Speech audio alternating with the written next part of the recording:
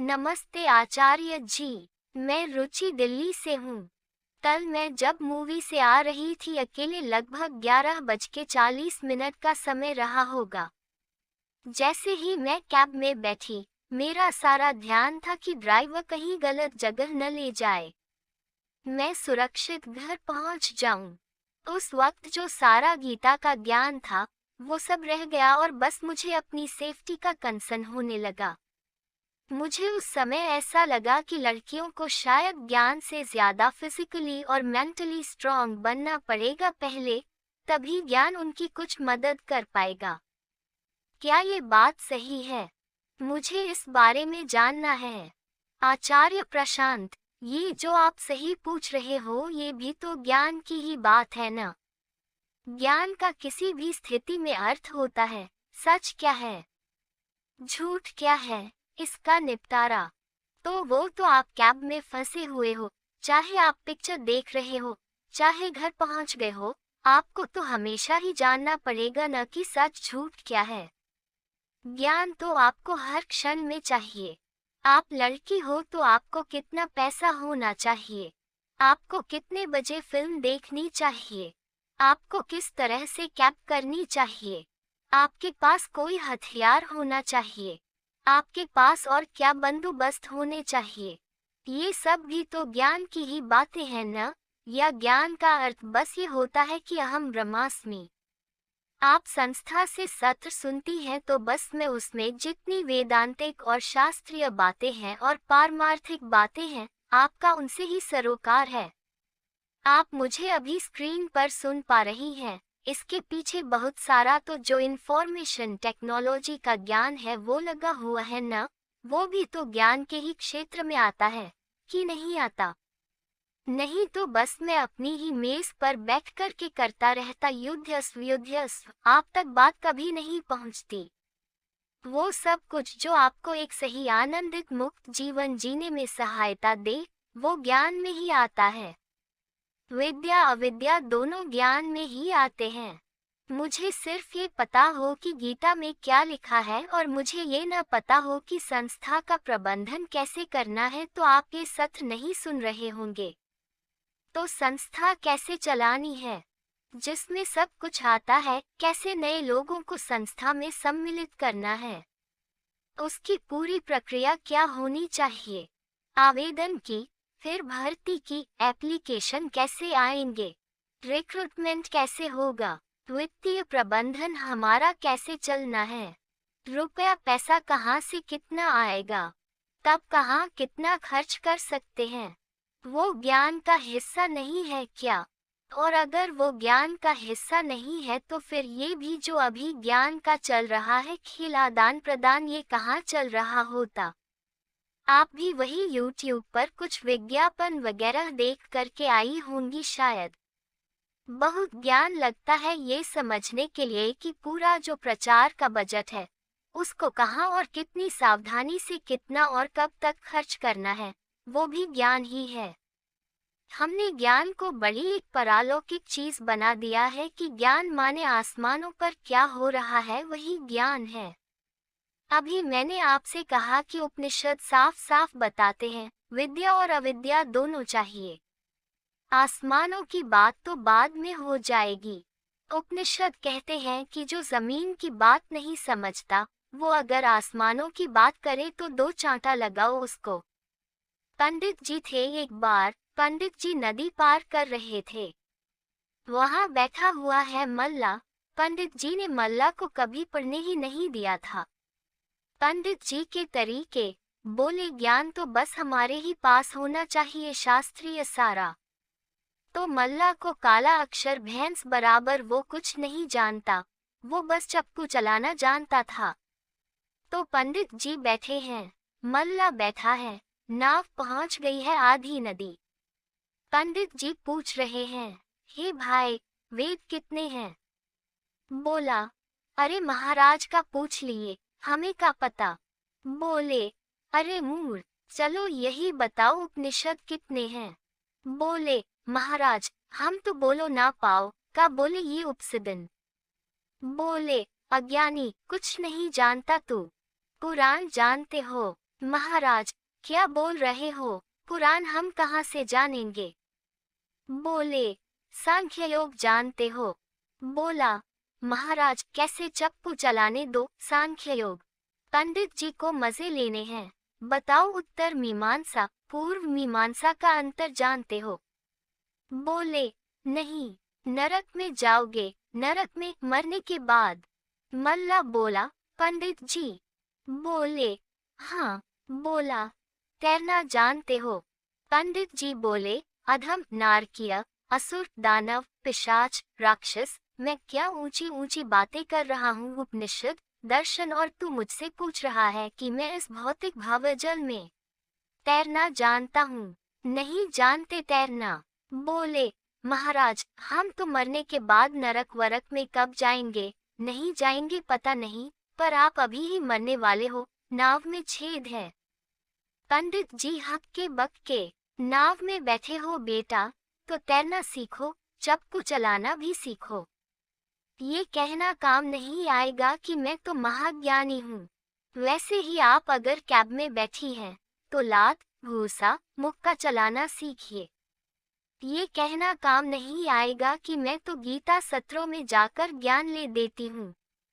भूसा कैसे चलाना है, गाली कैसे देनी है, मुंह कैसे तोड़ना है, ये ज्ञान भी आना चाहिए। पेपर स्प्रे रखा है, चलाना आना चाहिए। पुलिस को फोन झट से कैसे करना है, आना चाहिए। गाड़ी में बैठ रहे हो, कैब में उसका नंबर नोट करना आना चाहिए।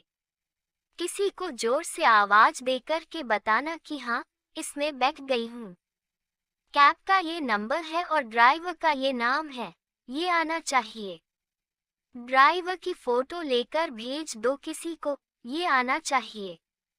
यूं ही फोन पर बात करना शुरू कर दो, चाहे दूसरे सिरे पर कोई हो न हो, जोर जोर से आना चाहिए। और दूसरे सिरे पर जिससे बात कर रहे हो, क्या समस्या है? अगर वो थानेदार हो, कोई समस्या? जीजा जी थानेदार हैं, अभी फोन लगाया है। हाँ जीजू, बैठ गई हूँ। ये चला रहा है गाड़ी। भैया नाम क्या है आपका? SHO साहब को बताना है भैया। और इतने में वो जो भी है, मनसुख पटवारी ड्राइवर एकदम संत हो जाएगा। ये ज्ञान आना चाहिए। ये थोड़ी है कि वहाँ पीछे बैठ कर के कर्मण्येवाधिकारस्ते मा फलेषु कदाचन। उसके बाद बोलो, आचार्य जी ने सिखाया ही नहीं। मैं सिर्फ तुमको वही थोड़ी सिखा रहा हूँ जो यहाँ 2 घंटे सत्रों में बोलता हूँ। ये जो पूरी संस्था है और इसका जो पूरा इंफ्रास्ट्रक्चर है, इसके पूरे जो कार्यकलाप हैं और इसका जो पूरा प्रबंधन है, वो मैं नहीं सिखा रहा हूँ क्या आपको? कहीं से कोई बड़ी फंडिंग नहीं। हमारे पीछे न परंपरा की कोई ताकत, न कोई आश्रम, न कोई सेठ, न कोई राजनेता।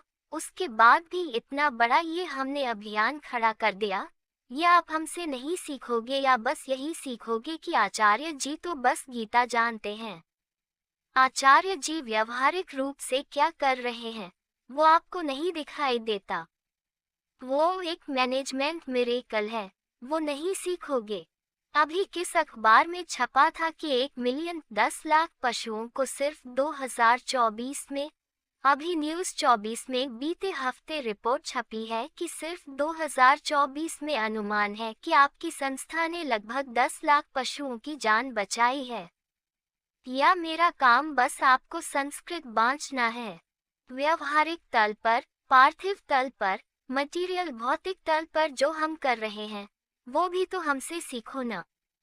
इतनी किताबें छप रही हैं, हम अपने आप में एक पब्लिशिंग हाउस हैं, अच्छा खासा बड़ा। ये जो ऐप आप चला रहे हो, ये ट्विटर, फेसबुक, इनके समकक्ष है।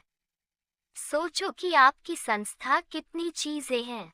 ऑडियो बुक्स आने जा रही हैं, वो ऑडिबल के समकक्ष खड़ी हो जाएंगी। किताबें हैं, तो जो अमेज़न की पब्लिकेशन डिवीजन, बुक्स डिवीजन है, हम उसके समकक्ष खड़े हैं। ये जो सेशन चल रहे हैं लाइव और कितने लोगों तक पहुंच रहा है, वो अच्छे से जानते हो। तो अपने आप में उस अर्थ में एक विश्वविद्यालय है। ये सब ज्ञान नहीं है क्या? ये व्यवहारिक ज्ञान भी तो सीखो ना। और क्या क्या है हम अपने आप में एक यूनिवर्सिटी हैं। हम ऑडिबल हैं, हम ट्विटर हैं, हम फेसबुक हैं। और क्या क्या है? हम वीडियो कोर्सेज सॉल्यूशंस के हैं। इतने वीडियो कोर्सेज हैं और वही वीडियो कोर्सेज की जो वेबसाइट्स होती हैं वो स्टैंड अलोन होती हैं। हमारे वीडियो कोर्सेज भी चल रहे हैं। हम एक पब्लिशिंग हाउस हैं, हमने कहा। और पब्लिशिंग हाउस भी हम सिर्फ यही नहीं है कि प्रिंट बुक्स आ रही हैं, उसमें ई बुक्स भी हैं। और हम एक सोशल रिफॉर्म ऑर्गेनाइजेशन भी हैं और हम एक सोशल मीडिया ऑर्गेनाइजेशन भी हैं। और संस्था का कॉलम भी छप रहा है। ये सब ज्ञान में नहीं आता क्या? या आचार्य जी बस यही करते हैं कि 2 घंटे आपको ज्ञान दे देते हैं? देखिए कैसा प्रश्न पूछा आपने कि आचार्य जी ज्ञान कैसे काम आएगा। मैं कैब में बैठी हुई थी, कैब वाला अगर हिंसक हो जाता तो? अरे तो सीखो ना निपटना, वो भी तो सिखा रहे हैं ना। आप इतनी आफतें हमको देते हैं, हम उन आफतों से नहीं निपटते हैं क्या? आफतें हमें कोई बस बाहर की दुनिया से थोड़ी आती हैं। हमारे अपने लोग इतनी आफतें दिन रात देते हैं, हम उनसे नहीं निपटते क्या? जैसे हम आफतों से निपट रहे हैं, हमसे सीख कर आप भी जानो आफतों से कैसे निपटते हैं। और आफत बस यही नहीं होती कि सूक्ष्म है, भीतरी है, मानसिक है। स्थूल आफतें भी आती हैं, हम स्थूल आफतों से भी तो निपटते हैं। आप भी स्थूल आफतों से निपटना सीखो। लोग आते हैं, लोगों को लगता है संस्था तो बस यही है कि लोग यहाँ बैठकर के ज्ञान बांट रहे होंगे। हमारे संदेश जाते हैं, कॉल जाती है कि भाई साहब इतना समय हो गया, क्या कर रहे हो आप? पहले तो इतनी कम आपकी कुल सहयोग राशि है। इतनी कम, इतने में आप जाकर के पिक्चर देख आते हो, पॉपकॉर्न खाते हो, उससे भी कम। और उसके बाद भी आपको 100 संदेश भेजने पड़ते हैं और 100 बार कॉल करनी पड़ती है। तो लोग जवाब देते हैं, अरे पैसों की किल्लत है। संस्था समझती क्यों नहीं? नहीं, हम तो जानते ही नहीं पैसों की किल्लत का मतलब। हमें तो अमेरिका से 100 करोड़ की फंडिंग मिली है। हमें तो पता ही नहीं पैसों की किल्लत क्या होती है। आपको ही पता है बस। हम तो बस ये जानते हैं कि संस्कृत बांचनी है। ये जो पूरी संस्था है, जो 250 लोग हैं संस्था में, ये सब लोग बैठकर के सुबह से शाम तक श्लोक ही तो बांचते हैं। हम व्यवहारिक तल पर थोड़ी कुछ जानते हैं। व्यवहारिक तल पर तो आप जानते हो, तो आप बताते हो, अरे संस्था वालों को क्या पता हमें पैसे की किल्लत है। आप मुझसे कुछ नहीं सीख रहे। अगर आप मुझसे बस वो सीख रहे हो जो मैं आपको 2 घंटे सत्रों में बता रहा हूँ। आपको हमारा जीवन, हमारा संघर्ष नहीं दिखाई देता क्या? हम कोई आसमानी लड़ाई भर नहीं लड़ रहे हैं। हम जमीन के योद्धा हैं। हम व्यवहारिक तल पर संघर्ष कर रहे हैं। आचार्य जी, ड्राइवर मेरे साथ पता नहीं क्या कर सकता था। और आचार्य जी ने कितनी बार अपनी जान जोखिम में डाली है, वो बताएं क्या? और जान जोखिम में डाल के किस ज्ञान से उस जोखिम का सामना करा, वो मुझसे नहीं सीखोगे क्या? आपके पास जो व्यवहारिक समस्याएं आती हैं न, बहुत आपसे मैं विनम्रता के साथ कह रहा हूँ, उससे कई गुना बड़ी व्यवहारिक समस्याएं हमारे सामने भी आती हैं। तो एक ज्ञान वो भी है जिससे हम उन समस्याओं का सामना करते हैं। हमसे वो ज्ञान भी सीखो। नहीं तो यही सोचते रहो कि आचार्य जी और करते क्या हैं। आकर के 2 घंटे ऐसे ही बोल जाते हैं। वो तो कोई भी बोल सकता है। नत्थु हलवाई बोल देगा। हमारे फूफा जी भी अपने आप को संस्कृत का प्रकांड शास्त्री बोलते हैं, वो भी आकर बोल जाएंगे। लोगों के घरों पर भी उनको ये ताने पड़ते हैं कि अरे नौकरी कैसे पानी है, ये तुमको गीता बताएगी क्या या वो आचार्य बताएगा? हाँ, मैं बताऊंगा, और सिर्फ नौकरी कैसे पानी है ये नहीं बताऊंगा, दूसरों के लिए भी नौकरियां कैसे तैयार करनी है वो भी बताऊंगा, और बता रहा हूँ, सीखने वाले सीख भी रहे हैं। आज देश के इतने शहरों में बुक स्टॉल लग रहे हैं। मैं उनका समर्पण देख के, उनकी सहृदयता देख के बिल्कुल विनीत हो जाता हूँ। एक बार एक ने तस्वीर डाली अपनी, यही नोएडा से। वो भाई बैठ ही गया था सड़क किनारे, एक छोटे से प्लास्टिक के एक टब जैसी चीज में किताबें लेकर के। मैंने उसको देखा, मैं रो पड़ा, सचमुच रो पड़ा। मैंने कहा, ये मुझे कुछ नहीं जानता, लेकिन कितना भरोसा है इससे मेरे ऊपर, और कितना बड़ा इसने अब मेरे ऊपर दायित्व रख दिया कि मैं इसका भरोसा कभी टूटने न दूं। और मैं इस बात को जैसे अभी विनम्रता से कहा, तो वैसे ही अब आपसे गौरव से भी कह सकता हूँ कि हम इतने कम दामों पर लोगों तक किताबें पहुँचा पाते हैं कि ये सब बंधु हमारे जो अपना समय, अपनी जिंदगी, अपनी प्रतिष्ठा दांव पर लगाते हैं और स्टॉल पर खड़े होते हैं, 4 रुपए उन्हें भी बच जाए।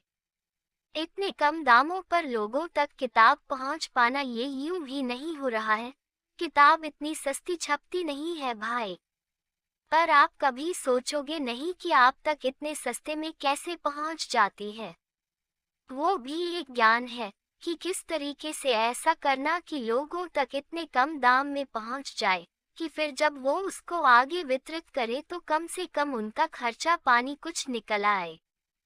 तो अब जब ताऊ जी ताना मारे न कि ये नौकरी आचार्य देगा क्या, तो कहो 250 को तो दे रखी है, और अगर संयोग भांजी न मार दे तो हजारों तक भी जाएगी संख्या।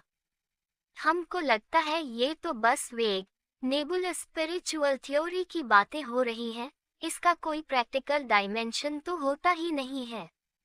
ऐसा ही है न कि अरे पढ़ने लिखने पर ध्यान लगाओ, ये गीता वगैरह बुढ़ापे में देखना। हमने गीता बुढ़ापे में नहीं देखी, हमने जवानी में देखी। उसका नतीजा ये है कि शायद आज देश का सबसे बड़ा और सबसे शुद्ध समाज सुधार कार्यक्रम हम चला रहे हैं। पर ये बड़ा आरोप लगता है। इन लोगों को क्या पता, ये लोग तो बस बैठे हैं, डोनेशन आती है और ये लोग कुछ ग्रंथ वगैरह बांट देते हैं। नहीं साहब, व्यवहारिक जीवन भी क्या होता है और व्यवहारिक संघर्ष भी क्या होते हैं, वो भी मैं आपसे फिर कह रहा हूँ विनम्रता के साथ। शायद हमें आपसे ज्यादा पता है, तो इसीलिए हमें ये भी पता है कि व्यवहारिक संघर्षों से भी कैसे जूझा जाता है। ये ज्ञान भी है और आप चाहे तो ये ज्ञान भी हमसे ले सकते हैं, सीख सकते हैं। और ये व्यवहारिक ज्ञान भी गीता की कृपा से ही आया है। बहुत छोटी चीज है व्यवहारिक ज्ञान।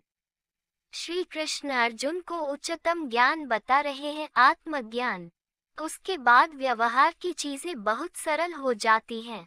जो आखिरी बात जान गया ना, उसको बाकी बातें समझाना बहुत आसान हो जाता है। जो ब्रह्मविद होता है, उसके बारे में कहते हैं कि अब दुनिया की कोई भी और विद्या उसके लिए बहुत आसान हो गई, क्योंकि कठिनतम विद्या ब्रह्मविद्या होती है। और जिसने ब्रह्मविद्या साध ली, उसको अब और कुछ भी साधना मुश्किल नहीं पड़ेगा।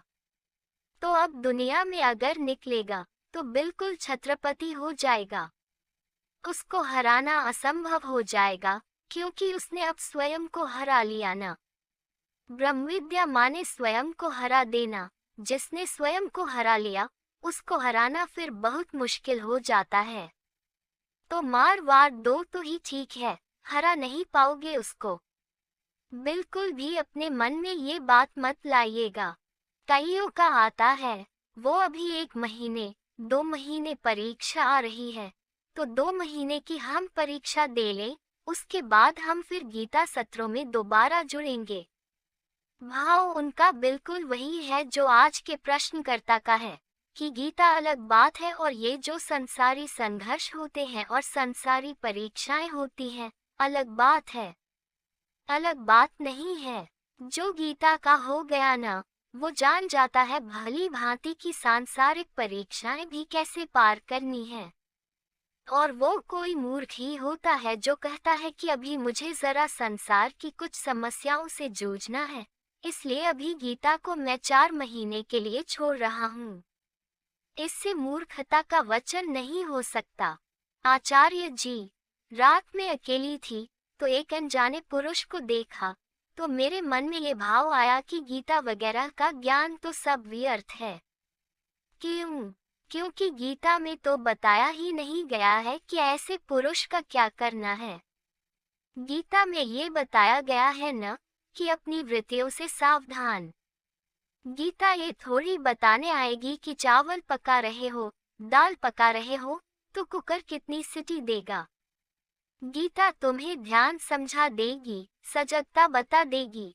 गीता ये भी बता देगी कि जब भीतर कामनाएं उबल रही होती हैं, अज्ञान होता है, मान्यताएं होती हैं, धारणाएं होती हैं, तो ध्यान बिल्कुल छितराया होता है।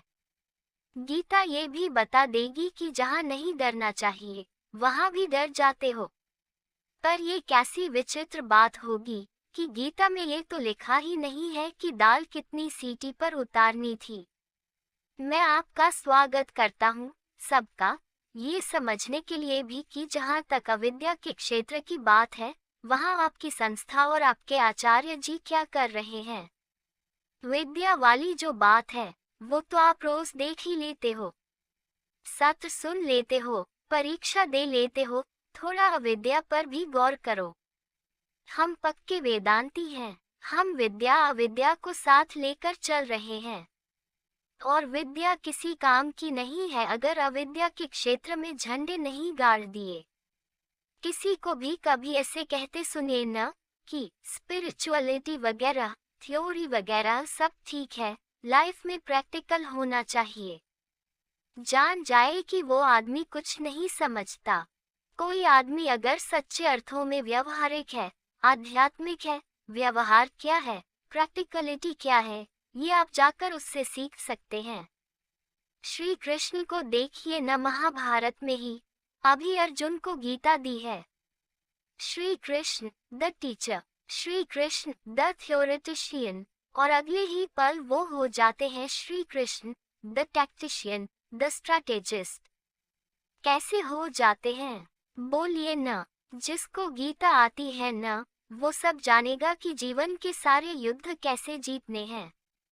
वो ये नहीं होगा कि हमें तो गीता पता है, पर उधर कर्ण खड़ा हो गया है और उसके पास एक जबरदस्त शक्ति है जो अर्जुन को मारने के लिए है, तो क्या करें। श्री कृष्ण द टैक्टिशियन रणनीतिकार मात्र गीताकार ही नहीं, रणनीतिकार भी। वो कहते हैं, बुलाओ घटोत्कच को और ऐसी मार बजाओ कि कर्ण मजबूर हो जाए। जो शक्ति उसने बचा कर रखी थी अर्जुन को मारने के लिए, वो घटोत्कच पर चला दे।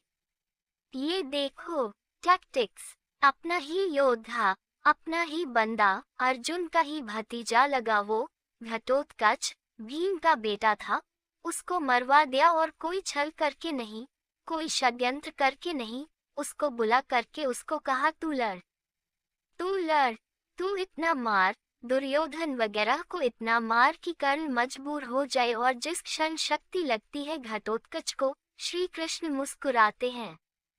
श्री कृष्ण कहते हैं, ये अर्जुन को अब अभय दान मिल गया। अब अर्जुन जिएगा, नहीं तो कर्ण जान ले लेता अर्जुन की।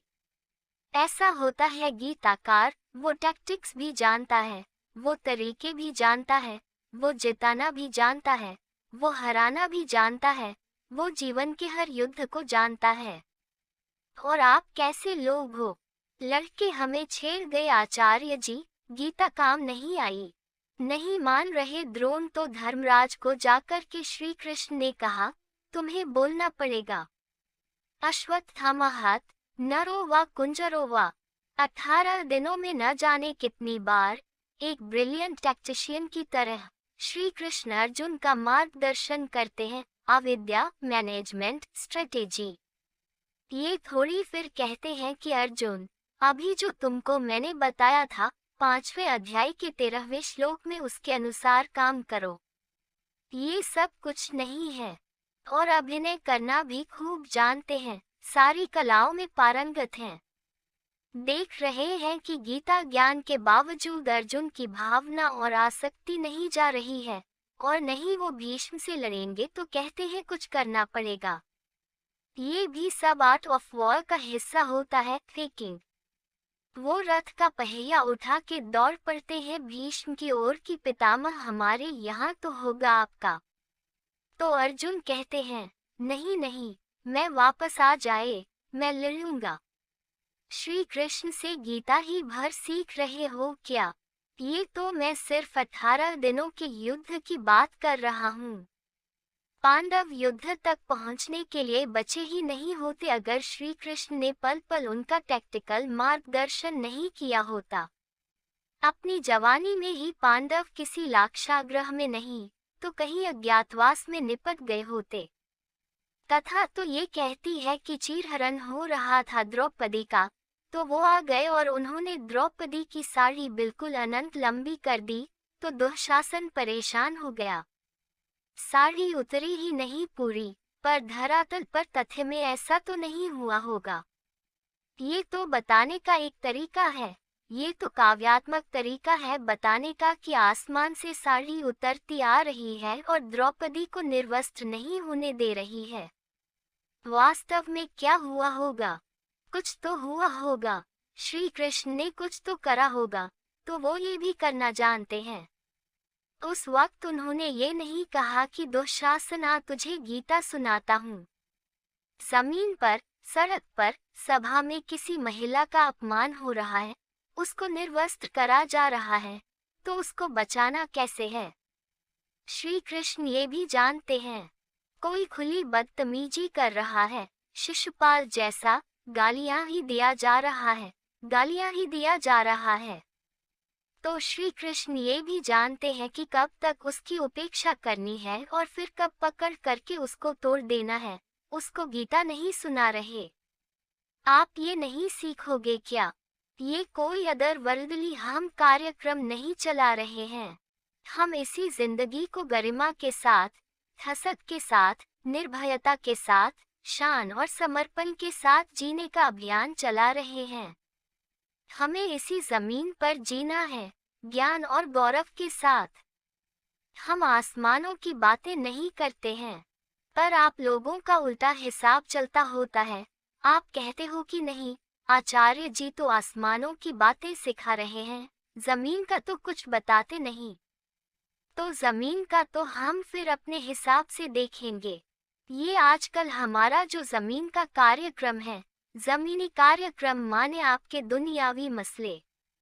आजकल जो हमारा जमीन का कार्यक्रम है, वो थोड़ा फंसा हुआ है, तो आजकल हम गीता सत्र नहीं देखते हैं।